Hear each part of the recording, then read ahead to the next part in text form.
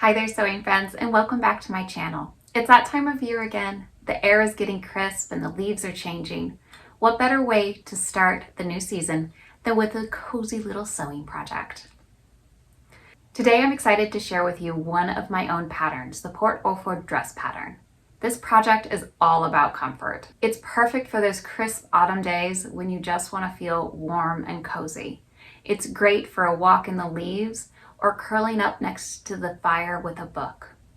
This pattern comes in two views, view A and view B. View A has a straight skirt with side slits, and view B has a A-line fuller skirt. Today, I'm going to be making view A.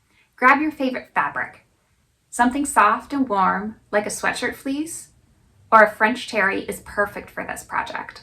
I'll walk you through the entire process step by step. So no matter your skill level, you'll be able to follow along. Pour yourself a warm cup of tea or coffee, light a cozy candle, and let's dive into creating something that you'll love wearing all season long. Let's get to sewing.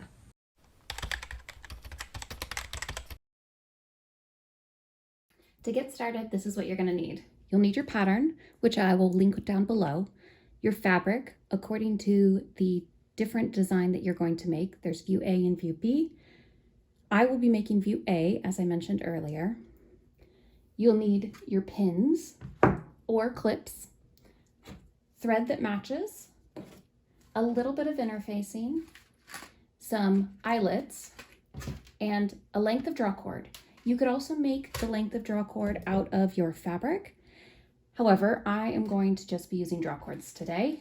Now, when you're getting your eyelet pieces, make sure that your draw cord is smaller than your eyelets because they need to go through, so there needs to be space. They can't be the same size, they really do need to be smaller.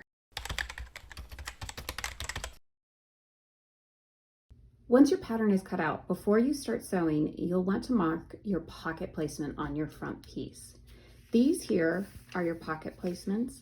You'll choose only according to the size that you have cut out. So since I've cut out the small, it'll be this third dot here. The pocket and the pocket placement grade ever so slightly just to make sure that it stays proportional to the garment.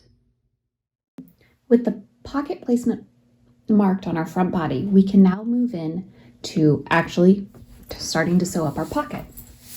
We're going to begin by marking the seam allowance along all of the edges.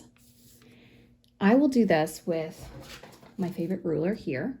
This is my favorite because all of these little squares are 1/8 of an inch. So if you need 3/8 inch seam allowance, which this pattern has, then you would just do 3 of these squares from the edge.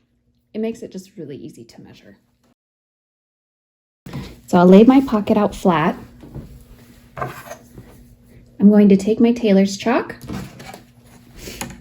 and I'm just going to mark along all of the edges 3/8 of an inch.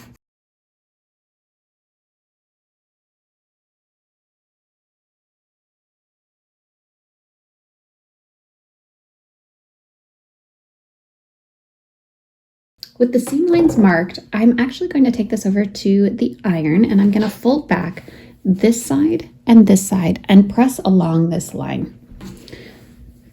So we will have our pocket openings pressed in like so. I'm then going to take it to the machine and I'm going to use a double needle. You do not need a double needle. You could use just a straight stitch or a stretch stitch on your machine for the pocket opening. I'm going to use the double needle. I feel like the twin stitch gives it a little bit more authenticity. So that's it top stitched. This waving will go away once I press it flat and secure the stitches with that heat. I am now going to take it to the iron, press this, and I'm also going to press all along these other edges so that we can start placing it on our front panel.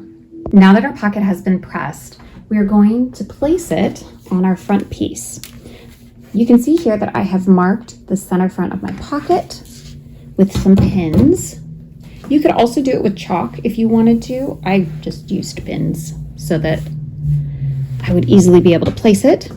We are going to place it between all of these dots, and this is also my center front. So I'll now pin all around this edge, down here, this edge, and then the top edge, and I will sew those edges to the center front. You're going to want to leave this edge that you've previously sewn open because that is your pocket opening. Next up is our sleeve. You can see on your pattern you have your front sleeve marked and your back sleeve marked. This notch at the very top is built to align with your shoulder seam. So we are going to take our front here and here, and we are going to place them right sides together. Oops, opposites. Right sides together at the very front of this armhole. And then you will take your back piece, right sides together, and place it on the back edge, aligning those together. Your notch needs to go right at your shoulder seam. And I'm going to quickly place the other sleeve on the other side here.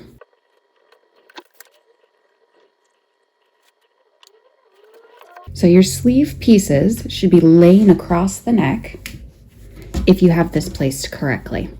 From here, you're just going to ease in the additional sleeve between all of the notches, between the end and the top notch, really. And then you'll take it over to your machine and sew at 3/8 inch seam allowance.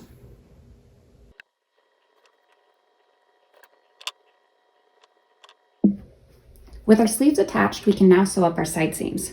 We'll start by taking the end of our sleeve opening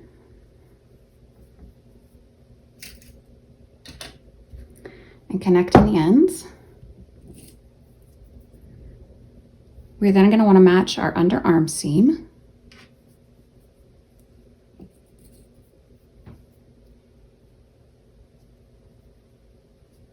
Oops, I forgot our notch right down here. Want to match our notch as well. And then we will move down the body of the dress, matching our notches.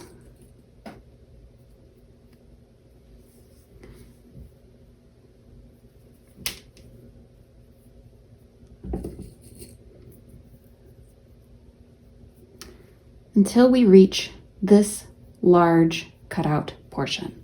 We are going to match right up there and no further. This is our side slit opening. Now, if you do not want a side slit, you don't have to have one. However, this will help with ease of walking.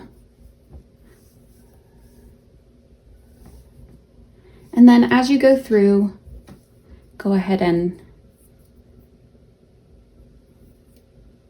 pin in the rest of the gaps so that your fabric doesn't slip around on the machine. Once you have done that, you can take it over to your machine and sew it up at 3/8 seam allowance. We are now going to finish the sleeve with our cuff. You'll begin by placing right sides together and folding it in half lengthwise. You'll want to match your top and bottom edges and your notches. This will be sewn, like the rest of our seams, at a 3/8 inch seam allowance.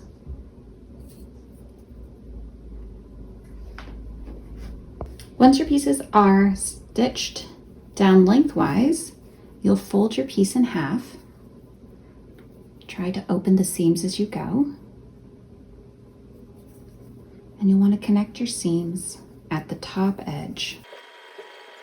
And it'll look like that once you have it folded. A cute little cuff. You're then going to take your sleeve and you're going to want to get the right side of it. And you'll take the folded edge and you're going to place it around your sleeve so that you are connecting the 3 raw edges up at the top. And you'll just go around and you'll gently stretch as you're moving around the cuff. You'll take it to your machine and sew at 3/8 inch seam allowance. And as you're sewing, just give it a gentle pull on the inner fabric to make sure that you are getting it lined up evenly 1-to-1. With the sleeves complete, we can now move on to the hood. This is a 3-piece hood, which means that there is 1 centerpiece and 2 side pieces. I have already marked where my eyelets are going to sit, and I have interfaced the wrong side of the fabric. From here, I'm going to actually put in metal eyelets for mine. You could do fabric eyelets if that's something that your machine does. I like the look of the metal, so that's what I'm going to go with. I will actually just follow the package instructions and put them in right here. With our eyelets placed, we can now sew up our hood. You can do a couple of different seam finishing options. You could do a flat felled seam, you could just do an overlock seam, you could line the hood if you would like with a jersey fabric, and I would recommend something lighter weight if you're using a heavier sweatshirt fabric like a jersey. However, if you're using a jersey for your outer fabric, you could probably use that for your inner fabric as well. So in order to get started, you're going to match your notches and the front edge of your hood.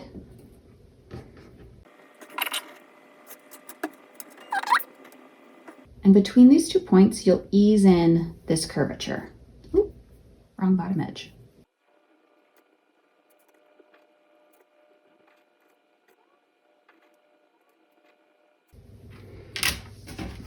And this is what your center front or center hood panel is going to look like once you have everything pinned in place. So you'll also connect the second side and sew both at a 3/8 inch seam allowance.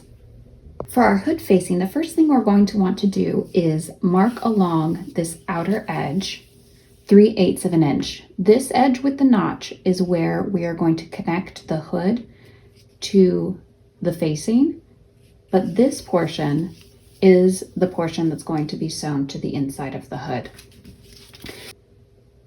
So we want to mark 3/8 of an inch and iron towards the back.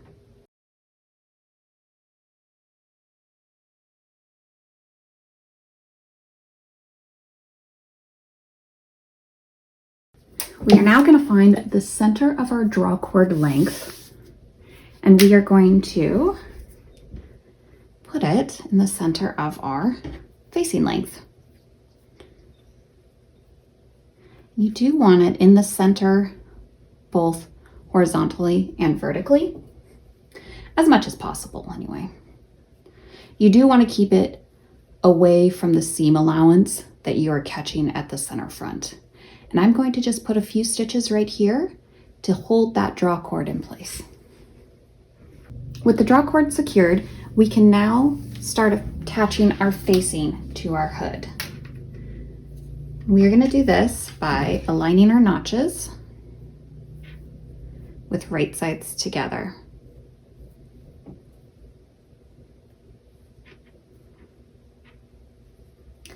And then you'll align your bottom triangular corners as well. And we are going to match it all the way through, and then we'll sew at a 3/8 inch seam allowance.